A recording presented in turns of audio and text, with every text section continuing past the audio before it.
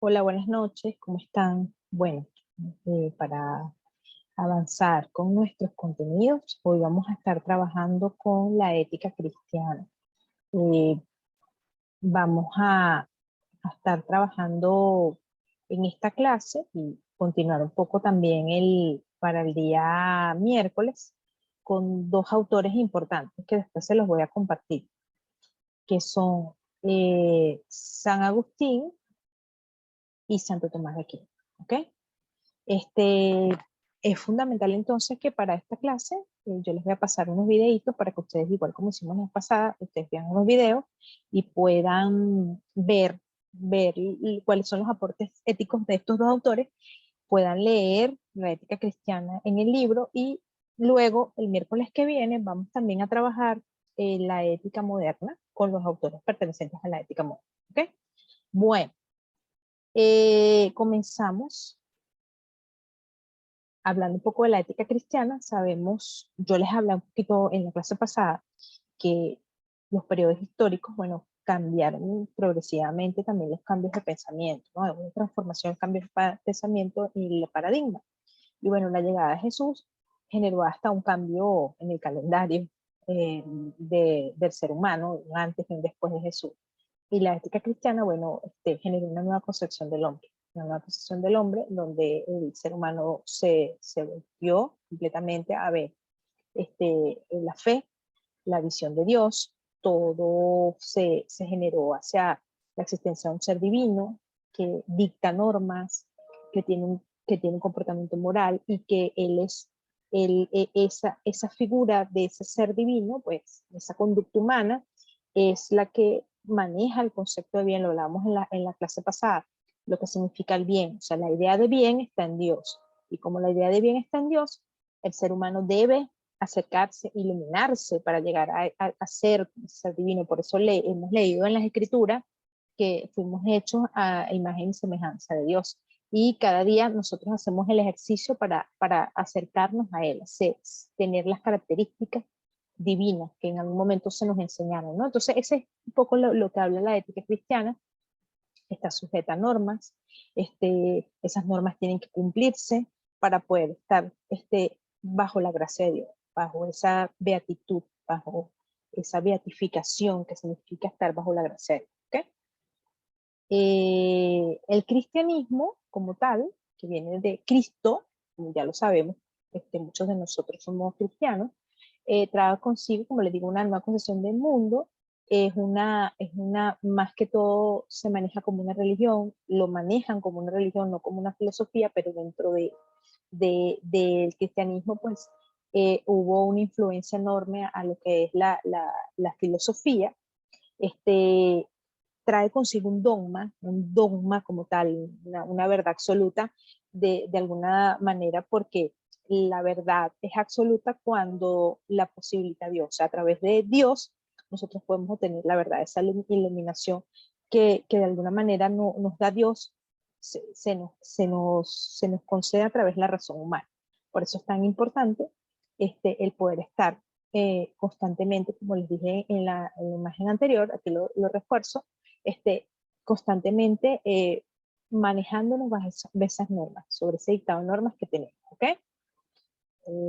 Continuamos. Bien, la ética cristiana, entonces vamos a ir como anotando los puntos, ¿no?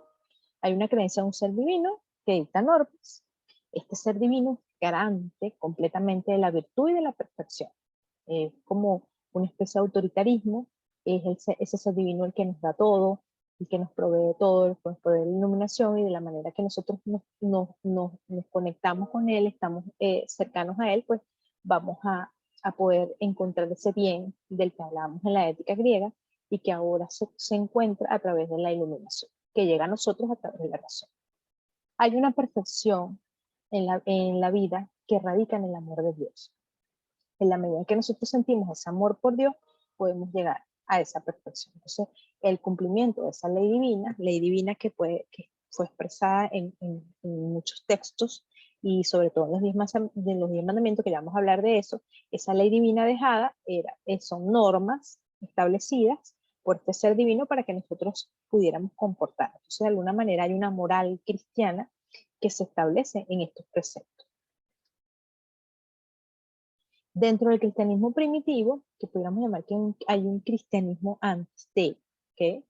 Que sabemos que cuando, si hemos leído la Biblia, vamos a recordar a Moisés, a Noé, muchos otros que estuvieron en un periodo antes de Cristo, y recordamos pues que había una obediencia a lo que ven en la imagen, unas piedras grandes que fueron esculpidas por Dios, dice el libro, y que son unos 10 mandamientos.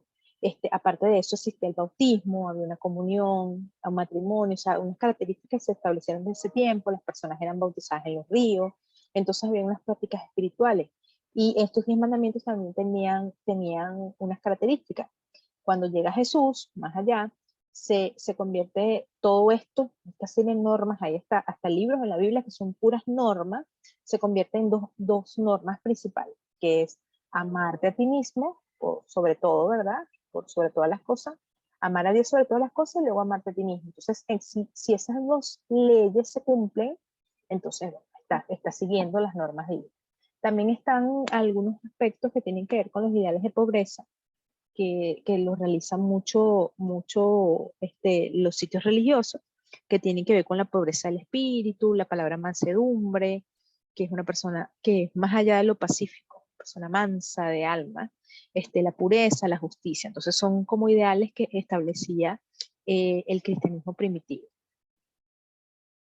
La patrística, que viene un periodo, voy a ir como recorriendo los periodos, posteriormente sabemos que con la llegada de Jesús, bueno, pasaron un periodo enorme donde la historia cuenta que a Jesús lo asesinaron y bueno, vino un periodo de padres de la iglesia que se generó un cuerpo doctrinal, más que todo en la parte de Roma, donde se establecieron dogmas. Estos padres de la iglesia, bueno, eran pensadores muy formados que se encargaban de explicar, bueno, las diferentes teorías, muchas de la enseñanza de Jesús y muchas que fueron escritas en los primeros papiros que después se convirtieron en lo que va a ser la Biblia, ¿no? También estaban, bueno, algunos que eran apóstoles, ¿no? Que daban instrucciones y aspiraban pues que esa fe y esas costumbres cristianas se desarrollaran. También estaban algunos que defendían la fe cristiana, lo hemos visto en muchas películas de las herejías. ¿Se acuerdan que muchas mujeres fueron quemadas, muchos seres fueron quemados, muchas personas porque no seguían los preceptos cristianos? Bueno, hablamos de entonces las normas. Como no se seguían las normas y muchas personas tenían otras formas de vida, otras formas de comportarse, otras religiones, bueno, eran quemadas, entre otras cosas, como ustedes saben, todas esas cruzadas que se dieron y todos los asesinatos que se dieron en nombre de muchas cosas. Y estaban los catequistas, que fueron los que desarrollaron una visión más científica, vamos a hablar un poco de eso también, que fue la de oro de los padres de la iglesia, que bueno, fueron esos filósofos que sintetizaron el pensamiento que ellos llaman pagano griego con el cristiano. Bien, San Agustín es el primer autor que vamos a ver. Eso lo vamos a seguir trabajando para el miércoles, pero el San Agustín fue un filósofo, aparte fue un padre de la iglesia y fue el filósofo de la anterioridad. Una frase como muy, muy importante para él: no salgas de ti mismo, en tu interior reside la verdad.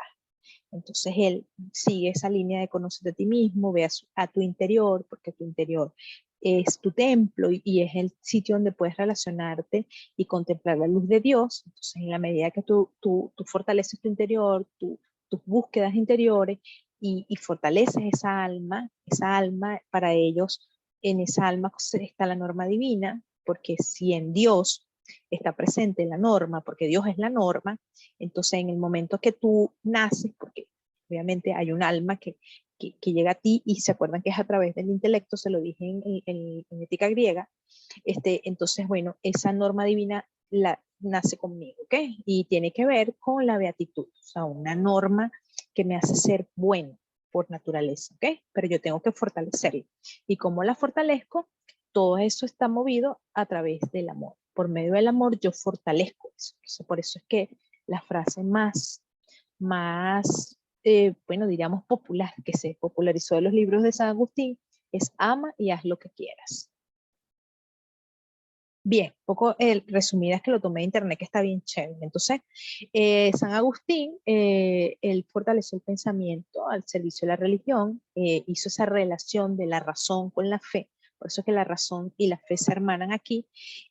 No estuvo muy de acuerdo con el intelectualismo moral de los griegos, eso lo hablamos un poquito en la Grecia, sino su ética estaba basada en la religión cristiana. Hablamos un poco de sus preceptos, ¿no?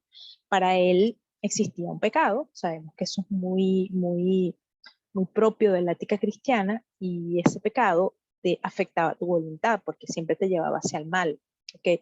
Hacia los placeres. Entonces, San Agustín trabaja dentro de su ética el dejar a un lado los placeres y buscar la iluminación de Dios, porque esa iluminación de Dios es el que va a fortalecer tu voluntad, y lo ven, y es lo que te va a llevar, esa gracia divina, esa conexión, esa iluminación con Dios es la que te va a llevar a la idea del bien.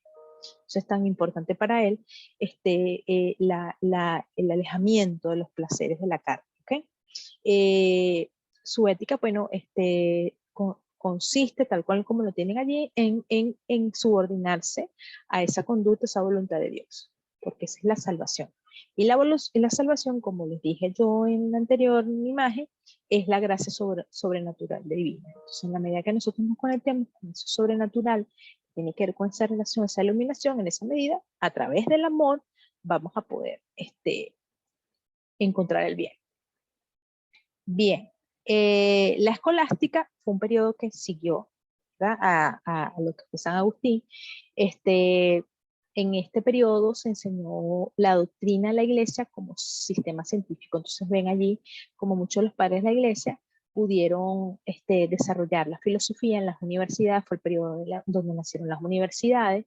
El filósofo antiguo tenía mucha autoridad, y tal como lo ven en la imagen, se priva el uso del método deductivo en su forma silogística, método deductivo, y se utiliza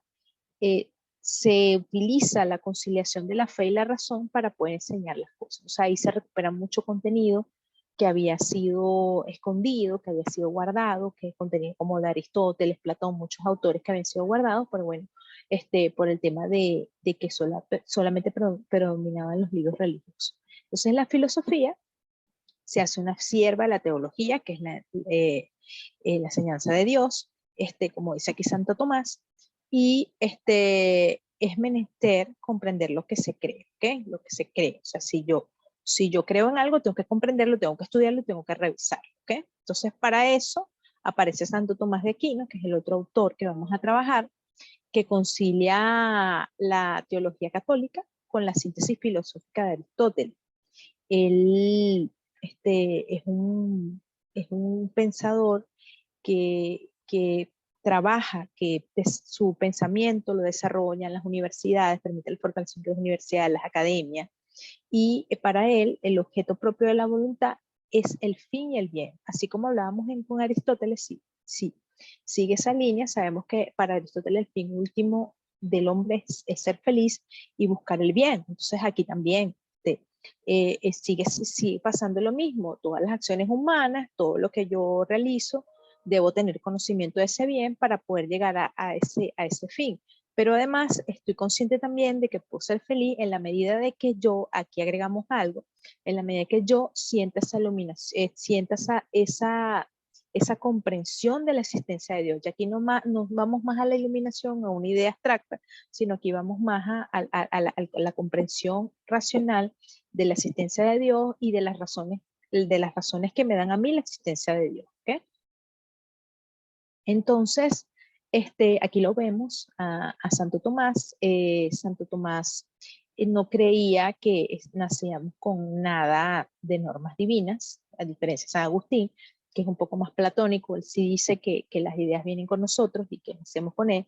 Aquí Santo Tomás sí cree que uno va perfeccionándose en la medida que fortalece su conocimiento. O sea, tal como lo decía Aristóteles, en la medida que yo fortalezco mi conocimiento, en la medida que yo conozco el bien, en la medida que yo conozco las virtudes, en la medida que sé que los placeres carnales me alejan de mi relación con Dios, entonces, bueno, en esa medida yo voy a encontrar mi fin natural, que es la felicidad. ¿Okay? O sea, el bien o fin del hombre es Dios, aquí igualito, el objeto supremo de conocimiento es Dios.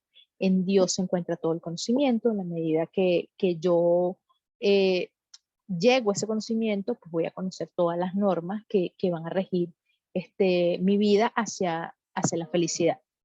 La obligación moral es un eco de la ley eterna que señala a Dios como fin de toda criatura. Cada ser lleva dentro de sí una inclinación hacia lo divino. Entonces, de alguna manera, ambos autores creen en esa esencia divina que tenemos todos y que está presente en nosotros. Simplemente que, bueno, uno va a llegar a través de la iluminación y el otro va a llegar hacia el conocimiento, desde el conocimiento racional y desde la comprensión de todos esos momentos en el que Dios se muestra hacia nosotros. O sea, por lo menos el ver la naturaleza, el ver la creación divina, ya ahí el tenerla presente, el saber que es una creación, ya me da a mí una cualidad de la existencia de Dios. Entonces, Santo Tomás va a ser más al ver para creer. ¿Okay? Bien. Poco para resumir a Santo Tomás, fíjense que él concilia la teología católica con la filosofía, ya se los dije. La guía moral del ser humano para él, la ley moral natural, pues es universal, tiene que ver con algo que no es particular del ser humano, es inmutable, es decir, no puede cambiarse y está presente en todo lo que hace. Esta moral la complementa la religión, es necesario tener claro cuáles son los preceptos religiosos y adquiere su sentido último y profundo con la ayuda de esa religión. Entonces, en la medida que nosotros estamos conscientes, como lo dice Santo Tomás, en la medida que estamos conscientes que ese es el fin último del hombre, es la felicidad, vamos a estar cerca de Dios. O sea, en la medida que nosotros estamos conscientes de eso, vamos a conocer el bien, vamos a desarrollar virtudes que son parte innata de nosotros y virtudes que van a irse fortaleciendo desde lo espiritual. Entonces, fíjense cómo ambos autores mantienen la idea de que se necesita encontrar esa norma divina para poder alejarnos del pecado, para poder encontrar una vida llena de beatitud, una vida llena de buenas acciones, de bienes que realmente sean valorados para nosotros poder encontrar la felicidad. Entonces, este es un poco el resumen de esta clase. No la voy a hacer tan extensa porque la quiero continuar el miércoles. Y lo que queda conversar para el miércoles, entonces sería un poco seguir fortaleciendo los dos autores, que los quiero seguir fortaleciendo, el que ustedes puedan leer el material para conversarlo el miércoles, y el poder hacer la entrada a la ética moderna. Porque luego que sabemos que pasa un periodo enorme de tiempo, estamos hablando de 2 siglos, en donde, bueno, lo cristiano estuvo muy presente, mucho la fe, el ser humano perdió mucho la confianza en sí mismo y por eso es que aparecen las nuevas visiones como el Renacimiento, la salida de los europeos a conquistar otros mundos porque estaban en una decadencia enorme. No sé si se recuerda cuando vieron Historia Universal, que cayó la peste, que Europa cayó en desgracia económica, que se diezmó al 80% de la población. Entonces, bueno, el ser humano está muy devastado. A partir de 1400, ya 1400, a mediados de 1400, entonces ya comenzó a entrar la ciencia, empezaron a salir los barcos, comenzó Galileo, comenzó René Descartes, comenzaron muchos científicos, muchos biólogos, muchos médicos, a comenzar a intentar cambiar esa visión de mundo, esa concepción del hombre que vemos aquí. Y el hombre comenzó a tener un poco más de confianza en sí mismo y ahí es donde entra otra visión, una visión más antropocéntrica, en donde el hombre es el centro de todo y bueno, comenzamos a dudar de todo. Y Dios queda relegado a un segundo lado, no es que se pierde la fe como tal, pero la ciencia se convierte en una especie de Dios nuevo en el que, bueno, aparece un método y aparecen una serie de cosas que van a permear todo lo que son los principios éticos que vamos a conversar el miércoles que viene. ¿Ok? Entonces, bueno, por ahora no voy a hablar más de eso, sino voy a hablar miércoles, pero esta primera parte de la clase me gustaría que la escucharan, que la leyeran, y entonces el miércoles hablamos de eso. Más tardecito yo les paso entonces los videos de San Agustín y Santo Tomás. Bueno, que tengan una feliz noche. Vamos a apagar aquí la grabación.